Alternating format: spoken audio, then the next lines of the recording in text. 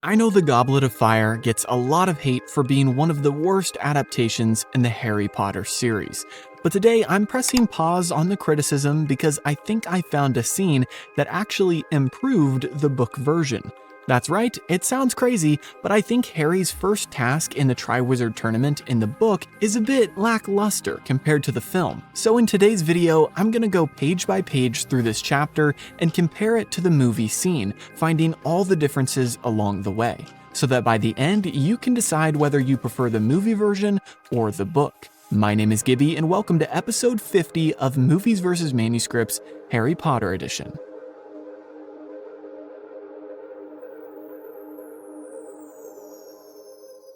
Before we get started, I wanted to shout out this commenter from the last episode. If you want to be featured next, be sure to drop your thoughts down below. Per usual, I'll cover all the changes across the four major categories of characters, timeline, location, and plot. But first, let's recap what happened in the movie. That way, it's fresh on our mind for the analysis. Picking up from where we left off last episode, the movie hard cuts to Harry's first task, and shows us the four champions waiting in the tent before taking on their dragons. Hermione slips in and wishes Harry good luck, and they get caught by Rita Skeeter, who always seems to be lurking around the corner. Thankfully, Big Boy Crumb is there to save the day, and he tells Rita that she isn't allowed in the tent. Before things get too out of hand though, Barty Crouch and the other judges come into the tent and have each champion select their dragon. Harry is the last to go, and so the movie cuts to his turn, and we see him narrowly miss getting killed by a dragon. Thankfully, he has his wand handy and uses a spell to summon his firebolt.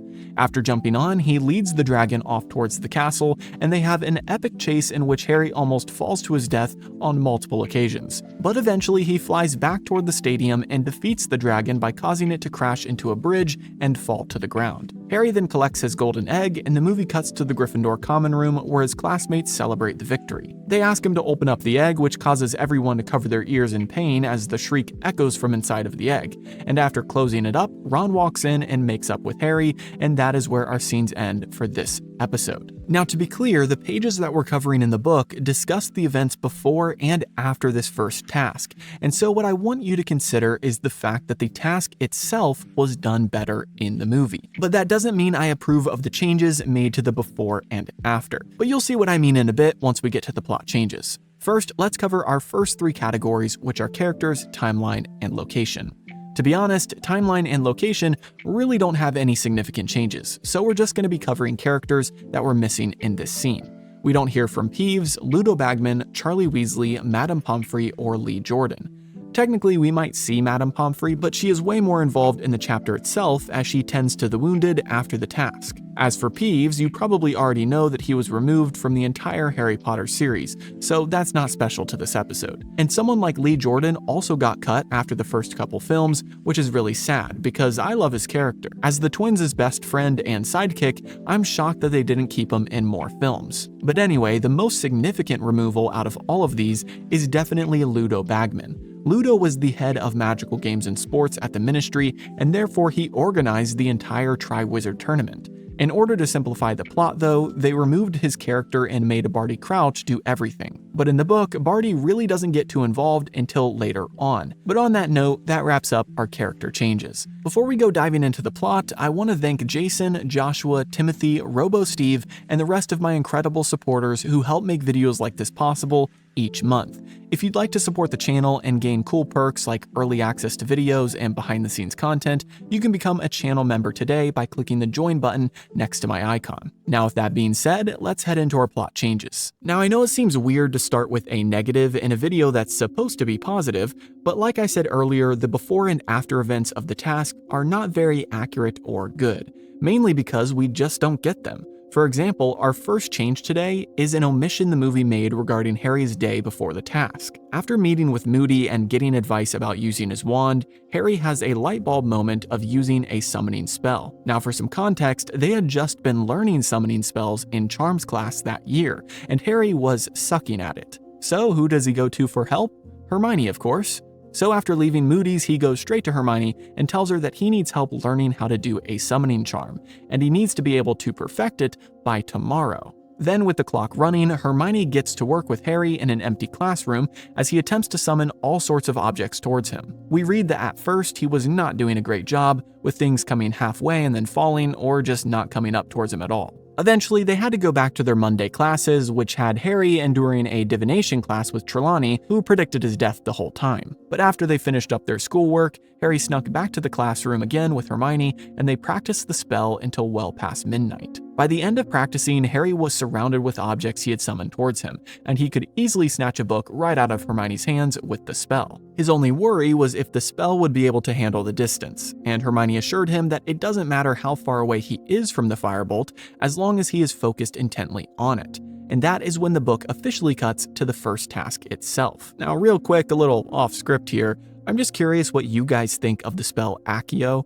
I mean, it seems a little overpowered if it doesn't matter how far you are from the object. You only think of it and can say Accio and then it comes towards you? Do you have to own the object, or can you just do it for anything? Because why do I feel like that would be one of the most abused spells in the wizarding world? But anyway, let me know your thoughts on that in the comments below. Now let's move on to the first task. Before the task itself, Professor McGonagall came and got Harry, taking him up to the champion's tent where Ludo Bagman and the other champions were awaiting him. And in this tent is where we come to our next change, as the movie added the visit from Hermione. This never happens in the book, as Hermione tells Harry bye at breakfast, and then she doesn't see him again until after the task. But that doesn't mean that this moment is totally uninspired. Technically, if you remember from the last episode, Rita Skeeter had written in the Daily Prophet about Harry's supposed girlfriend, who she believed to be Hermione. In the following scenes in the movie, we see Hermione reading an article about their relationship, and we're not going to get too into that today, but what I will say is that the movie probably wanted to give a reason why Rita would write something like that. In the book, it kind of comes out of left field, but in the movie, it makes sense as she walks in right when Hermione hugs Harry. This also helps to prop up Victor as a good guy and introduce him as a potential love interest for Hermione. But again, none of that happens in the book. Next, we have a small change regarding Ludo Bagman and Barty Crouch. Like I said, in the character category, Ludo was entirely removed and replaced with Barty for a lot of these tasks. So in the book, it is technically Ludo who orchestrates the champions selecting their dragons, and Ludo is the one who gives them instructions. Barty is simply there as a judge, and he barely talks. But now moving past that, we have another omission regarding Ludo, as the movie cut out Harry being offered help from him. Since Ludo was removed, it would have been hard to do this, but technically I guess they could have replaced him with Barty. Anyway, in the book, after selecting their dragons, Bagman has a word with Harry outside the tent, and he asks Harry if he has a plan. He then asks Harry if he would like any advice or help, which is technically against the rules, but Ludo said he'd be okay with giving it. Harry quickly says no, which comes off as a little offensive, but then he assures Ludo Bagman that he has a plan. This is yet another moment of people in the story just assuming Harry is doomed because of his age. But anyway, now we head into the task itself, which is quite different on screen, but I prefer it over the book version for a few reasons, and you'll see those in just a bit. The first change regarding this task is a smaller one, but an important one nonetheless, and that is the omission of the other champions' attempts. In the book, we learn of Harry's time in the tent as he waited for the others to go, and he could hear outside how things were going. He learns more about the results after his own turn, but still, this brief time in the tent helps build the emotions and tension before Harry's turn. Although this works in a book format, I like that the movie cut it because they don't really have time to add an extra minute or two for something like this. So I think they made the right decision. And speaking of Harry's turn, that brings us to our next change, which is that the movie simplified things by having the golden egg be the only egg out in the stadium. This is a detail I disagree with, but it's so small that it really doesn't matter that much. In the book, however, it just makes a little more sense as the dragon guards real eggs alongside the golden egg. But that also leads us into the next change, and perhaps the most important one regarding Harry's first task. Because in the movie, it seems like the dragon isn't really protecting the egg. It's not so much get the golden egg from the protective dragon, as it is try to collect this egg while a dragon happens to be chasing you. And while you may not see a significant change in that, it does have an impact. You see, in the book, the dragon doesn't leave the stadium, ever. It just stays by the eggs, protecting them fiercely. So much so that it actually is kind of a boring read. And now we come to the crux of why I prefer the movie version, and that is because it's exciting. Since the entire movie is about this Triwizard Tournament, we needed the first task to be a climactic victory for Harry, a turning point in the story. And it is a victory in the book, but he really doesn't do anything too exciting. Yes, I get it, it's difficult to fly a broom, but in the book we read that he simply baits the dragon to move ever so slightly away from the eggs, and then he dives down and grabs onto the golden prize. That's something he does pretty much every Quidditch match. There is no massive chase, the dragon doesn't get loose, Harry doesn't nearly die by falling off the side of a castle. It's just kind of boring. Do I still like it? Of course, I get swept up in reading it. But is the movie version better in my opinion? Yes. Again, just a reminder, the events before and after this task could have been more accurate to the book, but as for the dragon task itself, the movie did it better. But anyway, enough of that, let's head into the aftermath of Harry's courageous victory. What does the book say happened after? After all, the movie cuts straight to Harry in the Gryffindor common room. Well, I can tell you right off the bat that the book does not do that, and that is our next change as we read about the first thing Harry did after facing the dragon.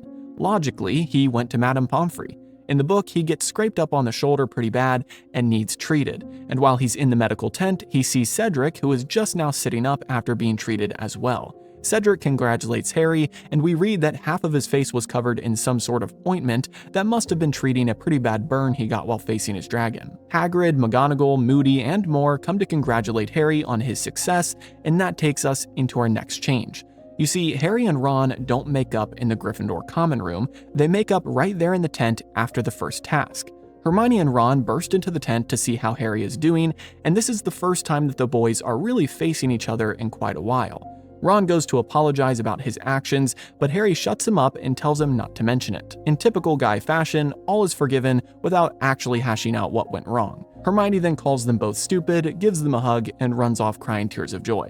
And now that they're on speaking terms again, Ron starts to fill Harry in on what the other champions did. He tells Harry how Cedric transfigured a rock on the ground into a dog to distract the dragon, only the dragon got bored of the dog halfway through and turned on Cedric, causing him to get burned pretty bad. Fleur tried to put the dragon in a trance, which kind of worked, except the dragon snored after it fell asleep, which caused Fleur's skirt to catch on fire. And finally, Ron tells Harry that Krum did the best by straight up attacking the dragon. He cursed one of its eyes, which caused it to stomp around, and the only downside was that when it did that, it crushed one of the real dragon eggs in the process, which wasn't supposed to happen, so Krum got points deducted for that. And after all of this explanation from Ron, it's finally Harry's turn to get scored, which is our next change, as the movie doesn't bother showing a score at all. Also, it's key to mention that in the book, the judges are Madame Maxime, Dumbledore, Karkaroff, Ludo Bagman, and Barty Crouch. In the movie, it doesn't seem like the heads of the schools are also judges, which honestly makes more sense because you'd think they'd be biased, which they are. When Harry gets scored in the book, Madame Maxime gives him an 8,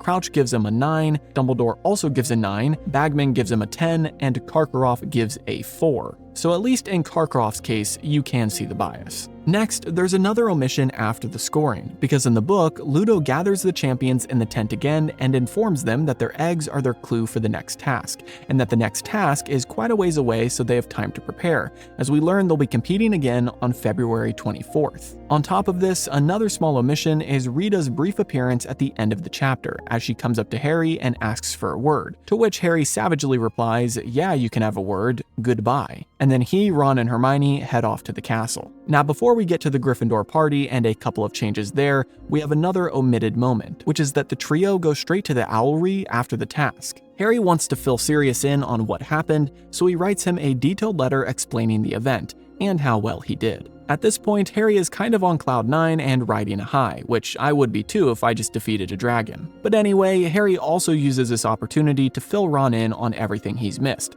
including the info from Sirius about Karkaroff being a past Death Eater. But then finally we get to the Gryffindor party that night, which has only a couple of small changes to wrap up our episode for this week. First, after opening the egg in the common room, per Lee Jordan's request, everyone starts guessing what the clue could mean. I assume the initial reactions would have been similar to the movie with everyone covering their ears, but unlike the movie, the Gryffindors are still keen on pitching in their ideas. Seamus says that it sounds like a banshee, so maybe Harry will have to battle one. Neville says that it sounds like someone being tortured, so Harry will probably have to have the Cruciatus curse put on him. And finally, Fred and George say that it sounds like Percy singing, so maybe Harry will have to attack Percy in the shower. Quickly after this though, the conversation gets sidetracked as Fred offers Hermione a jam tart, which is our final omission of the episode, because if you remember, the movie cut out all evidence of spew. How does a jam tart relate to spew? Well, Hermione asks the twins where they got the food from, and they tell her that they nicked it from the kitchens, where the house elves work. For those of you who don't know, Spew is Hermione's club, which wants to liberate all house elves from enslavement. Fred and George repeatedly try to tell Hermione that the elves enjoy working in the kitchens, but Hermione has had none of it so far in the story, and I believe in the next episode we'll be diving into Hermione's first visit to the kitchens. But for today's episode, just know that we're once again getting hints about this subplot in the book. Plus, Hermione asks the twins how they get into the kitchens, and they tell her to simply go to the painting of a bowl of fruit and tickle the pear, which opens a secret door to the kitchen. Anyway, to top it all off, we read that Neville did try a jam tart, which promptly turned him into a canary. The twins then admit that they did make the tarts and are selling them for 7 sickles each. And on that note, that wraps up all of our changes for this episode. So now, after hearing everything in the book versus everything in the movie, which version do you prefer? And I know that a lot of you probably enjoy the book version more, but specifically try to think about Harry's encounter with the dragon. Would you rather have seen the book version on the screen with Harry simply buzzing around the head of a sitting dragon, or the movie version which showcases an epic chase? Let me know in the comments. As always, be sure to like and subscribe if you enjoyed, and check out the series playlist which is linked in the description to catch up on any episodes you might have missed so far. Have a great week, and I'll see you in the next video.